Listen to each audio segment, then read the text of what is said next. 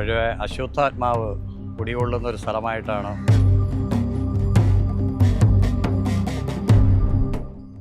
അവിടെ ഇരുന്നൊരു സന്യാസി വര്യൻ ദേവിയെ ഉപാസിച്ചിരുന്നു. അദ്ദേഹം ദേവിയുമായിട്ട് ഈ ആലിൻ ചുവട്ടിൽ വന്നിരിക്കുകയും ഇവിടെ വന്ന് പ്രാർത്ഥിച്ചാൽ കുട്ടികൾ ഉണ്ടാകും എന്നുള്ള ഒരു നേർച്ചത്തൂക്കം എന്നൊരു ചടങ്ങ് കൂടെ അതിൻ്റെ കൂടെ സംഘടിപ്പിക്കും.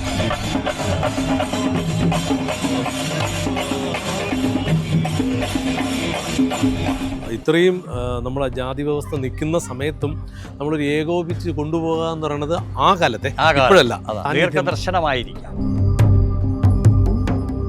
നമസ്കാരം. ഇന്ന് പരിപാവനമായ പാച്ചല്ലൂർ ദേവീക്ഷേത്രത്തിൻ്റെ പരിപാവനമായ തിരുമുറ്റത്താണ് ഞാനിന്ന് ഉള്ളത്. ഇത് എന്നോടൊപ്പം ആ ക്ഷേത്രത്തിലെ കമ്മിറ്റി ഭാരവാഹികൾ എല്ലാവരും ഉണ്ട്. അപ്പോൾ അവരെയൊക്കെ നമുക്ക് സ്വാഗതം ചെയ്യാം. ഈ ക്ഷേത്രത്തിൻ്റെ ചരിത്രം നമുക്ക് ചോദിച്ചറിയാം. ചേട്ടാ നമസ്കാരം. നമസ്കാരം. വലിയ ആക്റ്റീവായിട്ടുള്ള ഒരു മെമ്പേഴ്സാണ്. ഒരു ചെറുപ്പക്കാരെ പോലെ ഓടി നടന്ന് ചെയ്യുന്നു.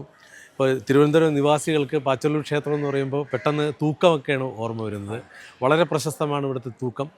ഞാൻ ജനൻ ടി വിയിലുണ്ടാകുന്ന സമയത്ത് ഇവിടെ വന്ന് ആ തൂക്കമൊക്കെ കവർ ചെയ്തിട്ടുള്ള ഒരാളാണ്. ഇപ്പോൾ ഞങ്ങളുടെ അമേസിംഗ് റേ എന്ന് പറയുന്നൊരു യൂട്യൂബ് ചാനലാണ്. അപ്പോൾ കൂടുതൽ ഇത്തരത്തിലുള്ള ഭക്തിയും സനാതന ധർമ്മമൊക്കെ പറയുന്നൊരു ചാനലാണ്. അപ്പോൾ എല്ലാവർക്കും സ്വാഗതം. എങ്ങനെയാണ് നമ്മുടെ ഈ ക്ഷേത്രത്തിൻ്റെ ചരിത്രം നമ്മളെ പ്രേക്ഷകർക്ക് അറിയാൻ വേണ്ടിയിട്ട്? ക്ഷേത്രത്തിൻ്റെ ചരിത്രം പറയുകയാണെങ്കിൽ ഇതിൻ്റെ അടുത്തൊരു മുനിപ്പാറ എന്ന് പറഞ്ഞൊരു സ്ഥലമുണ്ട്. പഴയ അശുദ്ധാത്മാവ് കുടികൊള്ളുന്ന ഒരു സ്ഥലമായിട്ടാണ് ചരിത്രത്തിൽ പറയുന്നത്. അദ്ദേഹം അവിടെ ഇപ്പോഴും തപസ് ചെയ്യുന്നുണ്ടെന്നും. അപ്പോൾ അവിടെ പണ്ട് കാലം തൊട്ടേ ഈ സന്യാസി വര്യന്മാർ, അതായത് യോഗികൾ, അവിടെ അതിനെ ചുറ്റിപ്പറ്റി ആ സ്ഥലത്ത് വസിക്കുന്നുണ്ടായി. ഇന്നിപ്പോൾ അത് ജീർണിച്ച് അവിടെ ഒരു വിളക്കുവയ്പ്പ് മാത്രമായി മാറിയിട്ടുണ്ട്. അവിടെ ഇരുന്നൊരു സന്യാസി വര്യൻ ദേവിയെ ഉപാസിച്ചിരുന്നു. അദ്ദേഹം ദേവിയുമായിട്ട് ഈ ആലിൻ ചുവട്ടിൽ വന്നിരിക്കുകയും അന്നിവിടെ വെറും മണലാരണ്യവും താഴെ കൃഷിഭൂമികളും കാടുമായിട്ട് കിടക്കുന്ന ഒരു കാലഘട്ടമായി വന്നിരിക്കുകയും അദ്ദേഹം ഈ ദേവിയെ ഇവിടെ വെച്ച് ഉപാസിക്കുകയും ചെയ്യും. ഒരു കാലഘട്ടം കഴിഞ്ഞപ്പോൾ അദ്ദേഹം അന്നത്തെ ഇവിടുത്തെ തറവാടായ വലിയവള തറവാട്ടിലെ കാരണവരെ ഈ ദേവിയെ അദ്ദേഹം ഈ മുനിവര്യനും അദ്ദേഹമായിട്ടും നിരന്തരം സമ്പർക്കം ഉണ്ടായിരുന്നിരിക്കാം. കാരണവരെ ഏൽപ്പിക്കുകയും മുനിവര്യൻ ഇവിടുന്ന് നേരെ വടക്കോട്ട് ചട്ടമ്പി സ്വാമികൾ, നാരായണ ഗുരുവൊക്കെ തപസ് ചെയ്തിട്ടുള്ള അവരതിനുശേഷമാണ് അവരവിടെ തപസ് ചെയ്യുന്ന ആ സ്ഥലത്തേക്ക് അദ്ദേഹം പാലായനം ചെയ്തതുമായിട്ടാണ് നമുക്കറിയാൻ കഴിഞ്ഞിട്ടുള്ളത്.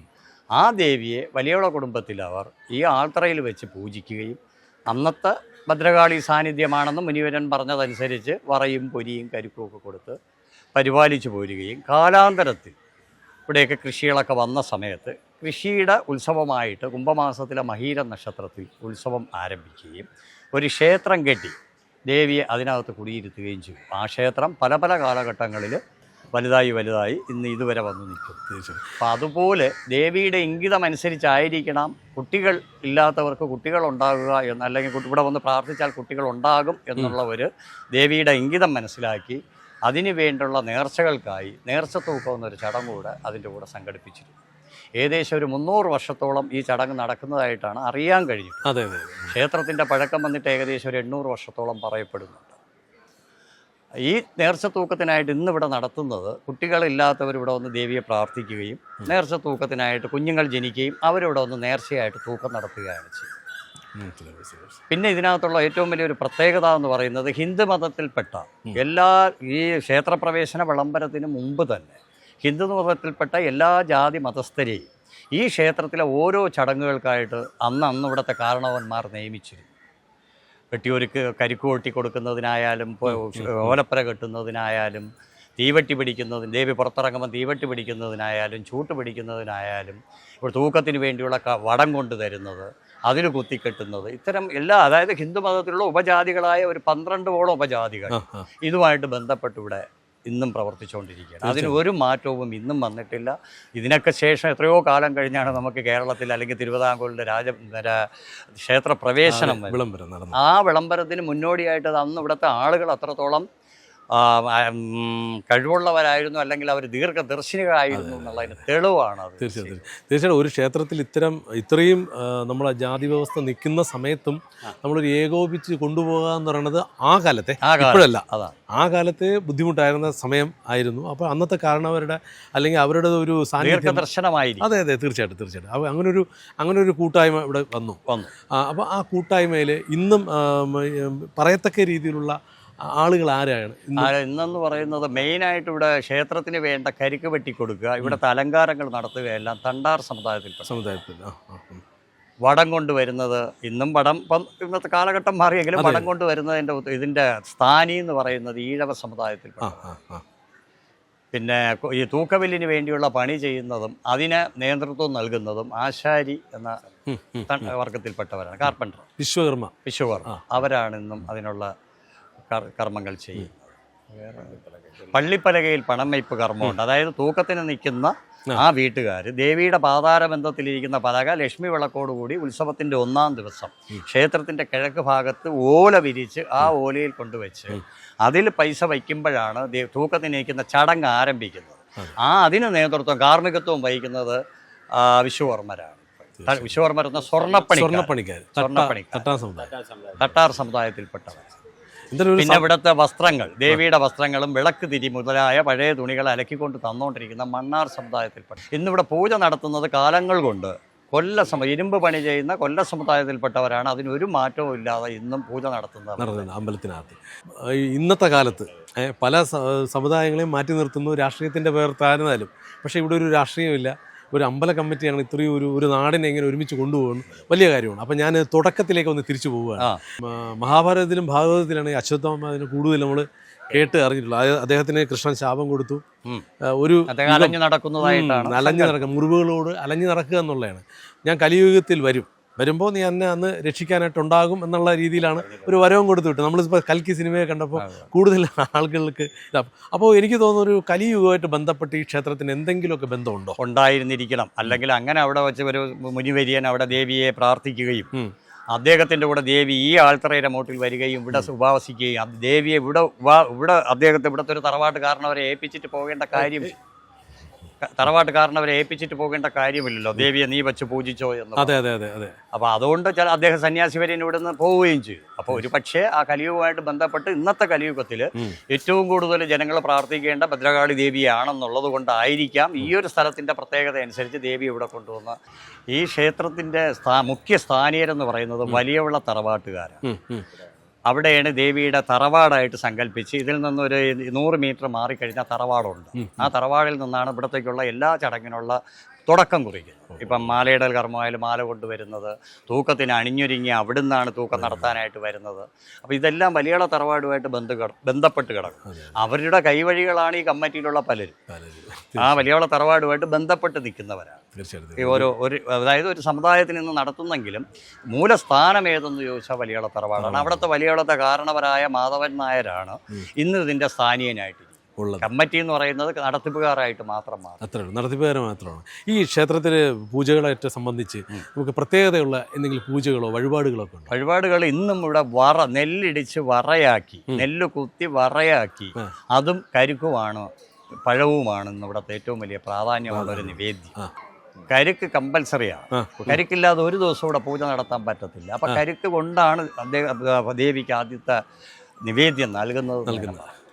നമ്മൾ പ്രസാദമായിട്ട് മെയിനായിട്ട് കൊടുക്കുന്നത് വറയും പൊരിയും പഴവും കരിക്കും തന്നെ. അപ്പോൾ ഈ നാട്ടുകാർ ഈ ക്ഷേത്രത്തിന് എത്രത്തോളം പ്രാധാന്യമുണ്ട്? ഒരു പലതരത്തിലുള്ള ജാതി, പല മതത്തിൽപ്പെട്ട ആളുകൾ ഇതിന് ചുറ്റും ആൾക്കാരുണ്ട്. എങ്ങനെയാണ് അവരുടെ സഹകരണം? എല്ലാവരും നല്ല രീതിയിൽ സഹകരിക്കുന്ന ഒരു സ്ഥലമാണ്.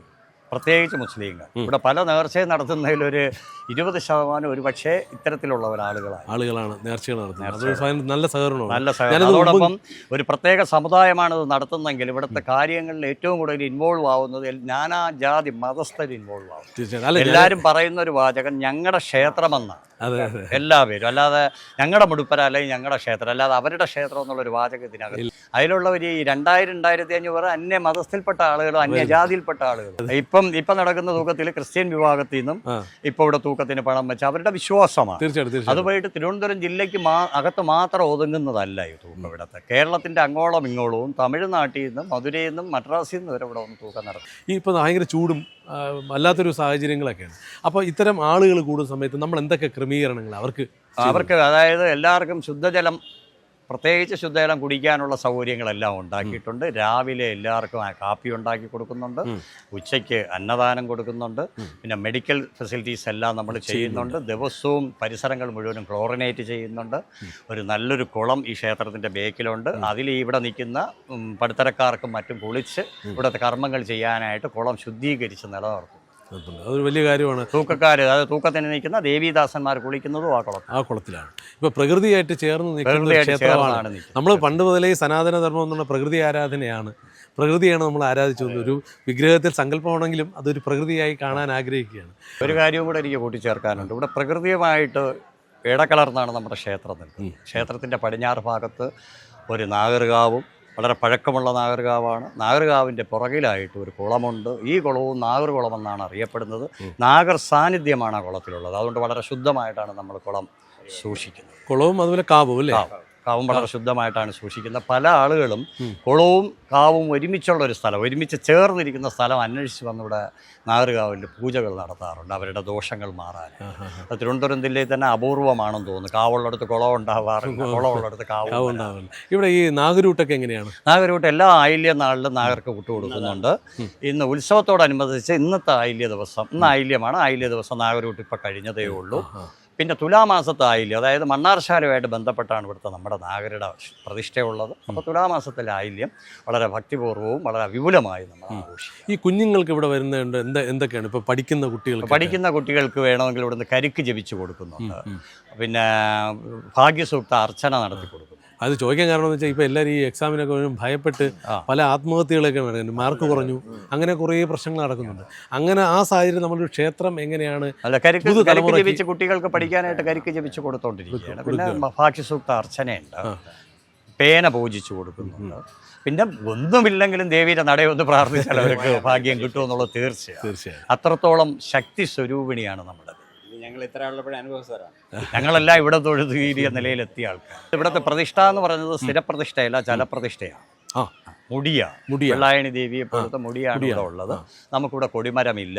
ഉത്സവത്തിന് വേണ്ടി എല്ലാ ക്ഷേത്രത്തിലും ഒരു കൊടിമരം നിർത്തുമ്പോൾ ഇവിടെ 2 കൊടിമരമുള്ള ഒരു ക്ഷേത്രമാണ്. കിഴക്ക് ഭാഗത്തും വടക്ക് ഭാഗത്തും കമ്മു കൊണ്ടുവന്ന് കൊടിമരമാക്കി നിർത്തി തന്ത്രി പൂജ ചെയ്ത് കൊടി ഉയർത്തുകയാണ്. ഈ ആ നടയിൽ ആരാണ്? കിഴക്കേ നടയിൽ ശിവസങ്കല്പമാണ് കിഴക്കേ ഭഗവാനാണ്. വടക്കേ നടയിൽ ദേവിയുടെ സങ്കല്പമാണ്. ദേവിക്ക് വേണ്ടിയാണ് വടക്കേ നടയിൽ നമ്മൾ കൊടി ഉയർത്തുന്നത്. തീർച്ചയായിട്ടും 2 കൊടിമരമുള്ള ഒരു ക്ഷേത്രം ഒരിടവും ഇല്ല. ഒരു വിഗ്രഹത്തിന് 2 കൊടിമരമുള്ള ക്ഷേത്രം ഉണ്ടോയെന്ന് എനിക്ക് സംശയമാണ്. എന്തായാലും ഇനി ഒരുപാട് കാര്യങ്ങൾ പറയാനുണ്ട്. ഈ സമയത്തിൻ്റെ ഒരു പ്രശ്നം, ഉത്സവ സമയമാണ്. ഗംഭീരമായിട്ട് മുന്നോട്ട് പോട്ടെ. ഞങ്ങളുടെ ചാനലിൻ്റെ വക എല്ലാവിധ ആശംസകളും. ഞങ്ങൾക്ക് ഇങ്ങനെ ഒരു അവസരം തന്നതിലും എല്ലാ കമ്മിറ്റിക്കാരാണ് നമ്മളോടൊപ്പം ഉള്ളത്. Thank you.